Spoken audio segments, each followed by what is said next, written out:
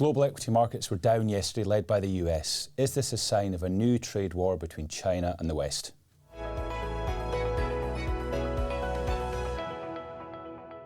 We'll begin with global equity markets today, which had a weak session yesterday, led by the US. In particular, the Nasdaq was down almost 3%. And this followed comments overnight from the Whitehouse that the Biden administration is examining the possibility of further restrictions on the ability for Western manufacturers of microchips to export these to China.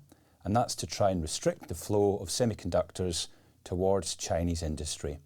So in particular, names such as AMSL in the Netherlands were down over 13%, and places like Tokyo Electron down almost 10%. And that's because it's a very credible threat, given it echoes some of the comments that candidate Trump has also mentioned with regards to friction and China. But it was just focused mainly in those technology sectors. For example, the Dow Jones finished up yesterday about 0.6%, and the UK, the FTSE 100, finished up as well. So it's very much an immediate reaction to a scary headline from the White House, which may not, in fact, be carried through. Elsewhere, we had employment data for the month of June for the UK today, and it's very much as you were. UK wage growth continues to be close to 6%, led by accelerating pay awards within the public sector. We're seeing cooling pay awards, albeit incredibly slowly, within the private sector at around 5.5%. And on current trends, we may actually have wage growth there below 5 by the end of the year. However, it's very much that public sector which is pressuring wages up.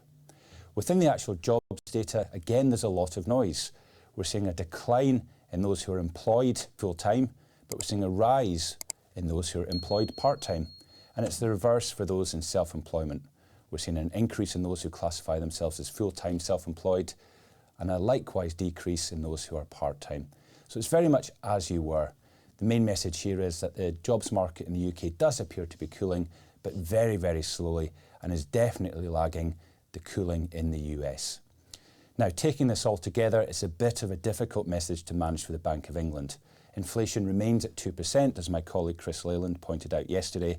However, underlying inflation in the UK economy is actually closer to 6% because of services-based inflation and also wage pressures close to 6%, but just below. So it's likely that the Bank of England will at some point over the course of the year lower interest rates, but there are likely to be small decreases in interest rates, and they're likely to require a lot of patience. That's all for today. Please do like and subscribe on our YouTube channel, and please join me tomorrow as we review the week in markets, focusing in on the UK, particularly on that inflation data and the jobs data. Thank you.